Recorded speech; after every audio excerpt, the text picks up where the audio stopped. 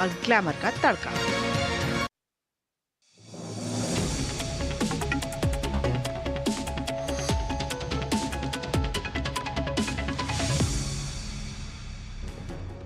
नमस्कार, स्वागत है आप सभी का डीडी न्यूज के इस खास बुलेटिन एक्सप्रेस 100 में, जहां हम आपके लिए लेकर आते हैं राजनीति, मनोरंजन, देश दुनिया, खेल और व्यापार जगत की सभी बड़ी खबरों को एक्सप्रेस यानी कि फटाफट अंदाज में।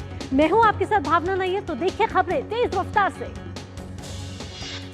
प्रधानमंत्री नरेंद्र मोदी आज लोकसभा चुनाव के लिए गुजरात में प्रचार की करेंगे शुरुआत। बनासकांठा के डीसी और साबरकांठा के हिम्मतनगर में करेंगे जनसभाएं। प्रधानमंत्री मोदी ने कल तेलंगाना के जहीराबाद में रैली को किया संबोधित। कहा, तेलंगाना को पहले बीआरएस नेता और पार्टी लूटा और अब कांग्रेस लूट रही है। प्रधानमंत्री मोदी ने कल लातूर में की जनसभा। कहा, मैं जब तक एक भारत श्रेष्ठ भारत की बात करता हूं तो शहजादे को चढ़ जाता है बुखार। गृह मंत्री अमित शाह छत्तीसगढ़, कर्नाटक और तेलंगाना में करेंगे चुनावी जनसभाएं। छत्तीसगढ़ के कोरबा में भाजपा उम्मीदवार सरोज पांडे के समर्थन में करेंगे रैली। अमित शाह कर्नाटक के हुबली और धारावाड़ में करेंगे जनसभाएं, वहीं तेलंगाना के हैदराबाद में करेंगे रोड शो।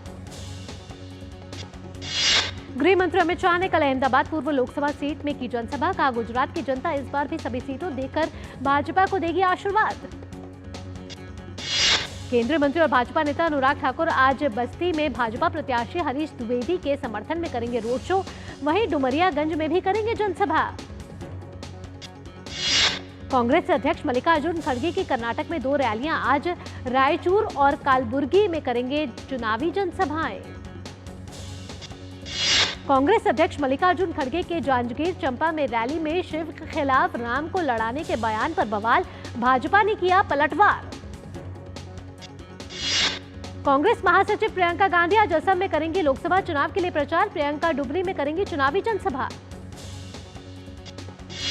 सुल्तानपुर सीट से भाजपा उम्मीदवार मेनका गांधी आज अपना नामांकन दाखिल करेंगी। उत्तर प्रदेश सरकार के 2 कैबिनेट मंत्री संजय निषाद और डॉक्टर आशीष पटेल मौजूद रहेंगे। सपा नेता धर्मेंद्र यादव, भाजपा नेता मनोज तिवारी, हर्ष मल्होत्रा समेत कई दलों के प्रत्याशी आज अपना नामांकन दाखिल करने वाले हैं। कांग्रेस केंद्रीय चुनाव समिति की बैठक में आज अमेठी और रायबरेली की सीट पर हो सकता है फैसला। दोनों सीटों पर नामांकन में बचे हैं 3 दिन।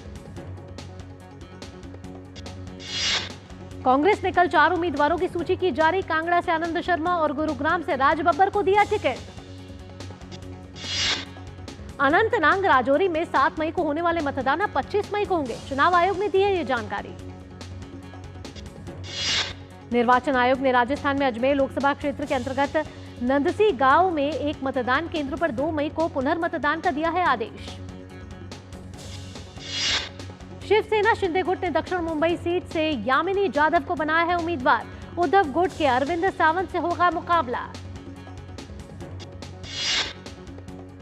वीरभूम से भाजपा उम्मीदवार देवाशीष धर की नामांकन खारिज करने की याचिका पर सुप्रीम कोर्ट का विचार से इनकार। कहा, हस्तक्षेप का मतलब चुनाव प्रक्रिया को रोकना होगा। उत्तर प्रदेश के मुख्यमंत्री योगी आदित्यनाथ आज महाराष्ट्र में करेंगे 3 जनसभाएं। सोलापुर, हाथकंगले और सांगली में करेंगे जनसभाएं। पश्चिम बंगाल में कल दुर्गापुर में योगी आदित्यनाथ की रैली से लौट रहे भाजपा कार्यकर्ताओं पर कथित तौर पर हुआ हमला। भाजपा सांसद दिलीप घोष ने कहा, राक्षसी शक्ति का जब विध्वंस बढ़ जाता है तो उत्पात बढ़ जाता है और 4 जून के बाद सब हो जाएगा ठंडा। सपा अध्यक्ष अखिलेश यादव आज मैनपुरी लोकसभा सीट से प्रत्याशी पत्नी डिंपल यादव के पक्ष में जन समर्थन जुटाने के लिए 3 जनसभाएं करेंगे। रायनगर, वलरई और धनुआ में अखिलेश की होंगी जनसभाएं। तेलंगाना के मुख्यमंत्री रेवंत रेड्डी आज कुरुतला में जनजाता रैली को करेंगे संबोधित। हैदराबाद में भी करेंगे रैली। गृह मंत्री अमित शाह के फेक वीडियो मामले में तेलंगाना कांग्रेस के प्रमुख रेवंत रेड्डी को हुआ है समन। आज दिल्ली पुलिस से पूछताछ के लिए बुलाया गया। दिल्ली पुलिस की आईएफएसओ यूनिट ने अमित शाह फेक वीडियो मामले में 8 राज्यों के 16 लोगों को किया है समन। साथ ही भेजा है आईएफएसओ यूनिट को पेश होने के लिए कहा गया है। अमित शाह फेक वीडियो मामले में गुजरात के अहमदाबाद में साइबर क्राइम पुलिस ने 2 लोगों को किया है गिरफ्तार। सतीश वंसुला और आरबी बारिया का हुआ ही गिरफ्तारी। वंसुला विधायक जिग्नेश मड़ानी के पीए हैं और बारिया आप कार्यकर्ता। रेवंत रेड्डी के अलावा समाजवादी पार्टी नेता, झारखंड और नागालैंड के 2 कांग्रेस नेता, असम के 3 विपक्ष के नेता को नोटिस भेजा गया है। दिल्ली पुलिस ने अपनी टीमों को झारखंड, राजस्थान, उत्तर प्रदेश, मध्य प्रदेश, हरियाणा और नागालैंड में जांच के लिए भेजा गया है। दिल्ली पुलिस ने गृह मंत्री के एडिटेड वीडियो को लेकर एक्स और फेसबुक को लेटर भी लिखा है। साथ ही दोनों सोशल मीडिया प्लेटफॉर्म से जानकारी मांगी गई है कि एडिटेड वीडियो किस अकाउंट से पोस्ट किया गया है। जिन्होंने वीडियो पोस्ट किया है उन्हें समन भेजा जा रहा है। रेवंत रेड्डी को समन भेजने पर बीआरएस के कार्यकारी अध्यक्ष के टी रामाराव ने कहा है कि रेवंत रेड्डी खुद फर्जी खबर फैलाने का कर रहे हैं काम। उन्हें तेलंगाना के लोगों से माफी मांगनी चाहिए। बिहार के नेता प्रतिपक्ष और राजद नेता तेजस्वी यादव की आज ताबड़तोड़ होनी है रैलियां। झंझारपुर, अररिया, खगड़िया और मधेपुरा में आज करेंगे रैली। पश्चिम बंगाल की मुख्यमंत्री ममता बनर्जी ने कल दावा किया है कि लोकसभा चुनाव से पहले 2 चरणों में मतदान प्रतिशत में गिरावट ने भाजपा को डरा दिया है। यह भाजपा नेताओं की बॉडी लैंग्वेज से स्पष्ट है। केंद्रीय मंत्री और भाजपा नेता अनुराग ठाकुर ने कहा है कि एनडीए के 400 पार के लक्ष्य को पाने में उत्तर प्रदेश का बड़ा योगदान रहेगा और उत्तर प्रदेश की जनता इस बार एक नया रिकॉर्ड बनाएगी। बाहरी मणिपुर लोकसभा सीट पर 6 मतदान केंद्रों पर 81.16% मतदान हुआ दर्ज। कल हुआ था पुनर्मतदान। कांग्रेस नेता सलमान खुर्शीद और उनकी भतीजी मारिया आलम खान पर फर्रुखाबाद में पुलिस ने एफआईआर की है दर्ज। वोट जिहाद की अपील का है मामला। हैदराबाद में एआईएमआईएम के प्रमुख असदुद्दीन ओवैसी ने घर घर जाकर किया है प्रचार। माधवी लता के खिलाफ लड़ रही है अब ये चुनाव। राजस्थान के मुख्यमंत्री भजनलाल शर्मा आज हजीराबाग में जनसभा को करेंगे संबोधित। भाजपा उम्मीदवार मनीष जायसवाल के समर्थन में करेंगे रैली। राष्ट्रपति द्रौपदी मुर्मू आज अयोध्या धाम का करेंगी दौरा। हनुमानगढ़ी मंदिर, प्रभु श्री राम मंदिर और कुबेर टीला में दर्शन और आरती करेंगे। श्री राम मंदिर ट्रस्ट ने राहुल गांधी के बयान को बताया है आपत्तिजनक, असत्य और भ्रामक। कहा राष्ट्रपति को आमंत्रित किया गया था। ओडिशा में गर्मी और लू का कहर चरम पर है। ओडिशा के 28 शहरों में तापमान 41 डिग्री सेल्सियस से अधिक किया गया है दर्ज। भुवनेश्वर मौसम विज्ञान केंद्र की निदेशक मनोरमा मोहंती ने लोगों से गर्मी में सावधानी बरतने की सलाह दी है। राष्ट्रपति द्रौपदी मुर्मू ने गुजरात और महाराष्ट्र के स्थापना दिवस पर राज्य की जनता को बधाई दी है। गृह मंत्री अमित शाह ने गुजरात और महाराष्ट्र के स्थापना दिवस पर राज्य की जनता को बधाई दी। महाराष्ट्र के मुख्यमंत्री एकनाथ शिंदे ने 64वें महाराष्ट्र स्थापना दिवस के अवसर पर हुतात्मा चौक पर संयुक्त महाराष्ट्र आंदोलन के लिए अपने प्राणों की आहुति देने वालों को दी श्रद्धांजलि। महाराष्ट्र के स्थापना दिवस पर उप मुख्यमंत्री अजित पवार ने पुणे में पुलिस मुख्यालय पर तिरंगा फहराया। महाराष्ट्र के राज्यपाल रमेश बैस मुंबई में महाराष्ट्र दिवस के कार्यक्रम में हुए शामिल। इस मौके पर उन्होंने परेड की ली सलामी। यौन उत्पीड़न मामले में एचडी रेवन्ना प्रज्वल की मुश्किलें बढ़ी। एसआईटी ने जारी किया नोटिस। दुनिया भर में आज मनाया जा रहा है मजदूर दिवस। श्रमिकों और मजदूरों की मेहनत को नमन करने के लिए देश दुनिया में कई कार्यक्रमों का आयोजन। महाराष्ट्र दिवस के मौके पर आज शेयर बाजार बंद। नेशनल स्टॉक एक्सचेंज और बॉम्बे स्टॉक एक्सचेंज आज रहेंगे बंद। तेल कंपनियों ने कमर्शियल एलपीजी गैस सिलेंडर की कीमतों में 19 रुपए की कटौती। 19 किलोग्राम वाले कमर्शियल सिलेंडर के दाम में हुई कटौती। रिजर्व बैंक ने वित्तीय क्षेत्र के लिए ऑपरेशनल रिस्क मैनेजमेंट पर अपने गाइडेंस नोटिस को किया है अपडेट और इसका दायरा आवास वित्त कंपनियों सहित एनबीएफसी तक भी बढ़ाया गया है। 2005 के ऑपरेशनल रिस्क मैनेजमेंट पर गाइडेंस नोटिस में केवल कमर्शियल बैंक ही शामिल थे। आरबीआई ने कहा है कि आरबीआई के गाइडेंस नोटिस का मकसद किसी भी रेगुलेटेड संस्था में रिस्क मैनेजमेंट को बेहतर करना है ताकि ऐसी समस्याओं का संस्था और ग्राहकों पर कम से कम असर पड़े।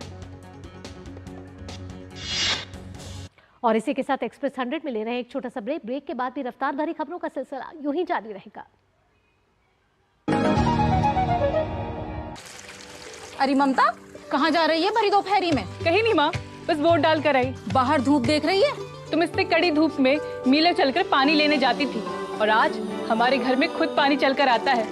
अरे माँ, जिसने घर तक नल से जल पहुँचाया है उसको वोट देने के लिए धूप छांव थोड़ी ना देखेंगे। चलो माँ, साथ चलते हैं। जिसकी गारंटी ने जिंदगी संवारी, उसको वोट देने की गारंटी हमारी। कमल का बटन दबाएं, भाजपा को जिताएं। Delivery boy has picked your order. अरे भाई, पता है भूख लगी है। 30 मिनट का मैसेज नोटिफिकेशन आया था ना। मैसेज के सारे थोड़ी बैठ सकते हैं। कल आपने कुछ शेयर्स बेचे थे ना? हाँ, तो चेक किया? मैसेज आया तो था। सिर्फ मैसेज काफी नहीं है। आप शेयर मार्केट में कोई भी ट्रांजैक्शन करते हैं ना, तो स्टॉक एक्सचेंज से आए एसएमएस या ईमेल को अपने डीमैट अकाउंट और बैंक स्टेटमेंट के साथ भी टैली कीजिए। बेटा, धूप में ना दिमाग बंद हो जाता है। समझ कर इन्वेस्ट कर। मैं कैप्टन होता ना, ओपन कराता। अब हर कोई ओपन करेगा तो मैच कौन क्लोज करेगा? तो भाई साहब, अब कोई किसी की लाइफ में आग नहीं लगा पाएगा। समर कूल, जो हर दिल करे कबूल। ब्रेक के बाद आपका स्वागत है। आप देख रहे हैं एक्सप्रेस 100। खबरों के सिलसिले को आगे बढ़ाते हैं।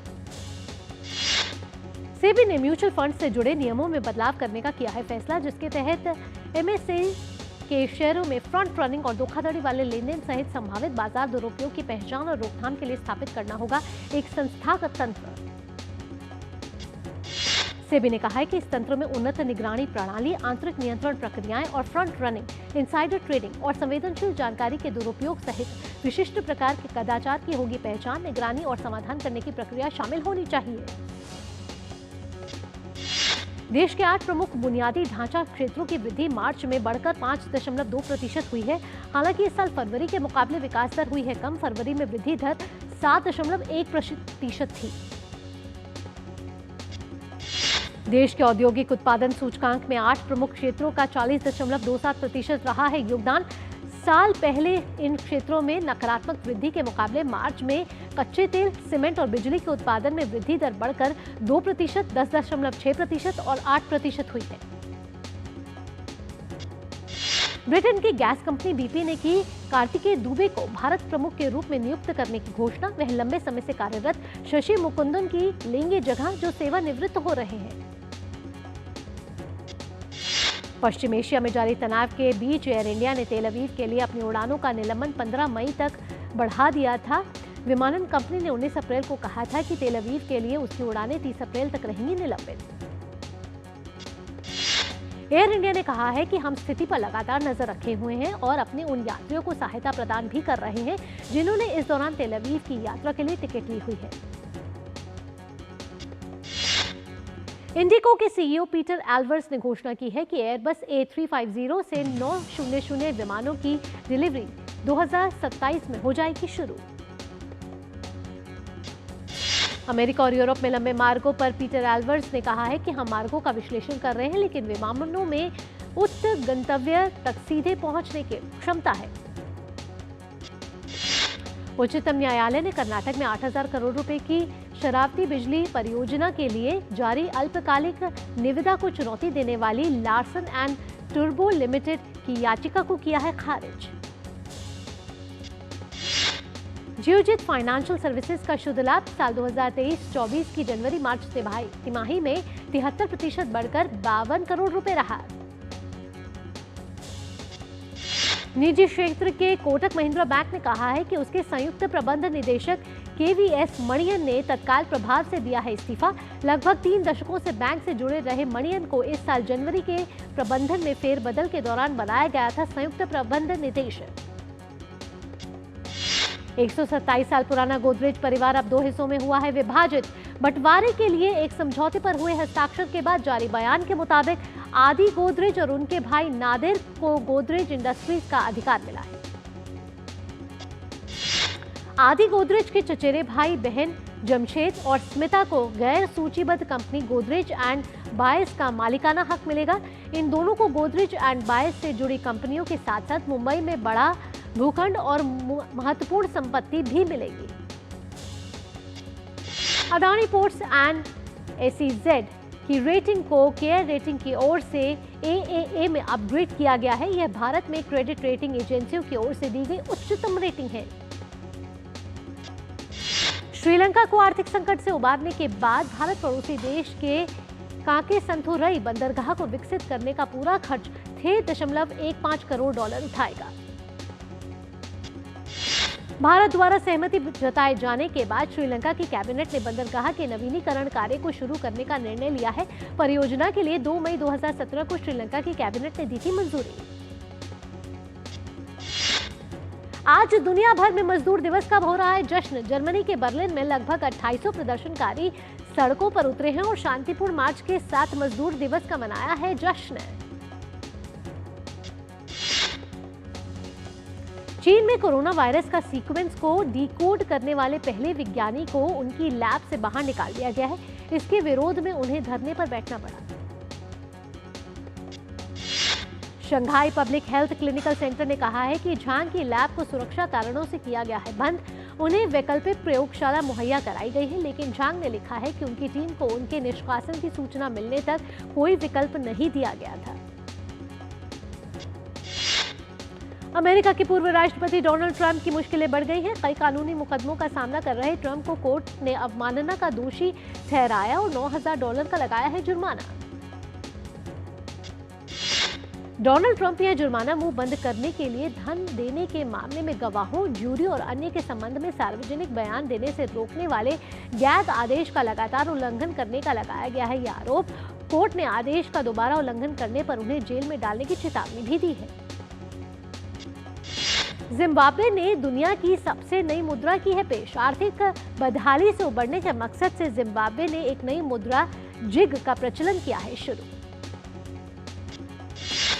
अप्रैल की शुरुआत में जिग को इलेक्ट्रॉनिक रूप से पेश किया गया था, लेकिन अब लोग बैंक नोट और सिक्कों के रूप में इसका इस्तेमाल कर सकते हैं। यह दक्षिण अफ्रीकी देश की लंबे समय से चल रहे मुद्रा संकट को रोकने की ताजा कोशिश है।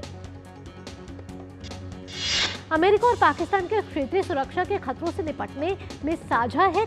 अमेरिकी विदेश विभाग ने कहा, हम आतंकवाद का मुकाबला करने और अपने नागरिकों की सुरक्षा सुनिश्चित करने के लिए पाकिस्तान के प्रयासों का करते हैं समर्थन। अमेरिकी विदेश विभाग ने उप प्रवक्ता वेदांत पटेल ने कहा कि सुरक्षा के मुद्दों पर पाकिस्तान के साथ हमारी साझेदारी में उच्च स्तरीय आतंकवाद रोधी वार्ता, आतंकवाद रोधी क्षमता निर्माण और अमेरिका और पाकिस्तान की सेनाओं के बीच संबंधों का समर्थन करना शामिल। केन्या के राष्ट्रपति विलियम रूटो ने भूस्खलन और बाढ़ वाले क्षेत्रों का किया दौरा। रूटो ने संवेदनशील इलाकों के लोगों से जगह खाली करने का किया आग्रह। मार्च के बाद से पूरे केन्या में बाढ़ से कम 169 लोगों की हुई है मौत। वहीं मौसम विज्ञानियों ने यह भी चेतावनी दी है कि मौजूदा बारिश मई तक जारी रह सकती है, जिससे अधिक बाढ़ और अधिक हताहतों की संभावना बढ़ गई है। अमेरिका के विश्वविद्यालयों में फिलिस्तीन के समर्थन में प्रदर्शन तेज। न्यूयॉर्क स्थित कोलंबिया विश्वविद्यालय की एक इमारत पर दर्जनों प्रदर्शनकारी छात्रों ने किया कब्जा। अमेरिका के विदेश मंत्री एंटनी ब्लिंकन आज इजरायल के प्रधानमंत्री बेंजामिन नेतन्याहू से करेंगे मुलाकात। एंटनी ब्लिंकन गाजा में लगातार पहुंचाई जा रही मानवीय मदद पर करेंगे चर्चा। आईपीएल में आज चेन्नई सुपर किंग्स का सामना पंजाब किंग्स से होगा। दोनों टीमें चेन्नई में भिड़ेंगी। वहीं कल खेले गए रोमांचक मुकाबले में लखनऊ सुपर जायंट्स ने मुंबई इंडियंस को 4 विकेट से हरा दिया। टॉस हारकर पहले बल्लेबाजी करने उतरी मुंबई की टीम ने निर्धारित 20 ओवर में 7 विकेट खोकर 144 रन बनाए। इसके जवाब में लखनऊ ने 19 ओवर और 2 गेंद में 6 विकेट खोकर 4 विकेट से मुकाबला अपने नाम कर लिया। लखनऊ के लिए मार्क स्टेडियम ने 62 रन की अर्धशतकीय पारी खेली और केएल राहुल ने 28 रन बनाए। इस जीत के साथ ही लखनऊ ने अंक तालिका में तीसरे स्थान का हासिल कर लिया है। वहीं मुंबई इंडियन ने 9वें पायदान पर वे बरकरार है। आगामी T20 क्रिकेट विश्व कप के लिए भारतीय दल का ऐलान हो गया है। अजीत आगरकर के नेतृत्व वाली सीनियर चयन समिति ने 15 सदस्य दल की घोषणा की है। T20 विश्व कप के लिए रोहित शर्मा भारतीय टीम के लिए कप्तान चुने गए हैं। वहीं हार्दिक पांड्या को टीम का उप कप्तान बनाया गया है।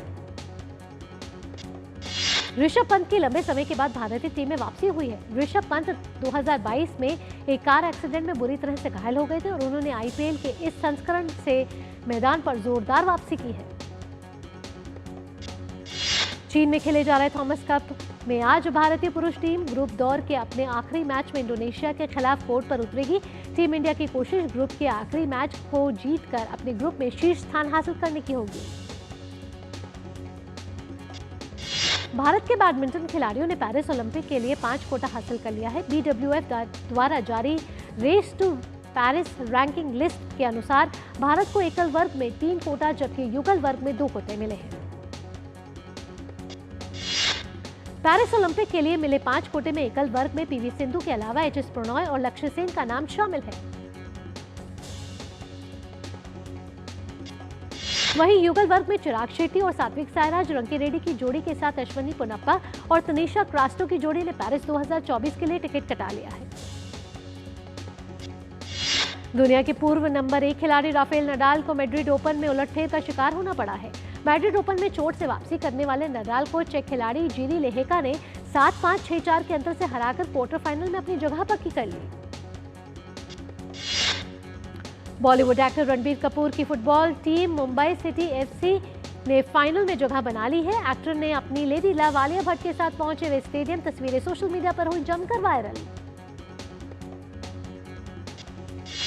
निर्देशक नीरज पांडे अपनी नई फिल्म औरों से कहां दम था के लिए पूरी तरह से है तैयार। फिल्म में अजय देवगन और तब्बू साथ नजर आएंगी। 5 जुलाई को फिल्म होगी रिलीज। बॉलीवुड एक्टर आमिर खान की मां जीनत हुसैन की बिगड़ी है तबीयत। मुंबई के अस्पताल में भर्ती। एक्टर अपनी मां से मिलने पहुंचे अस्पताल। बॉलीवुड के दिवंगत अभिनेता ऋषि कपूर की चौथी पुण्यतिथि पर झलका दर्द। फैंस के साथ साथ उनके पूरे परिवार ने किया याद। पत्नी नीतू कपूर ने भी दिल छू लेने वाला शेयर किया पोस्ट। बॉलीवुड अभिनेता सलमान खान के घर के बाहर फायरिंग मामले में मुंबई पुलिस ने आरोपियों पर लगाया मकोका एक्ट। 8 मई तक हिरासत में रहेंगे ये 3 आरोपी। पंजाब के जालंधर से शूटरों को हथियार मुहैया कराने वाले गैंगस्टर लॉरेंस बिश्नोई और अनमोल बिश्नोई को पुलिस ने किया था गिरफ्तार। मिर्जापुर 3 में पंकज त्रिपाठी कालीन भैया की भूमिका में आएंगे फिर से नजर। इसके अलावा अली फजल भी फिर से दिखेंगे गुड्डू भैया के किरदार में। जून या जुलाई में हो सकता है सीजन का प्रीमियर। अली अब्बास जफर के निर्देशन में बनी फिल्म बड़े मियां छोटे मियां की कमाई में बड़ी गिरावट देखने को मिली है। 20वें दिन घरेलू बॉक्स ऑफिस पर फिल्म ने 26 लाख की कमाई करी है। फिल्म का कुल कारोबार 61.36 करोड़ रुपए आकर रुक गया है। और फिल्म पुष्पा 2 के पहले सिंगल पुष्पा के रिलीज की हुई है घोषणा।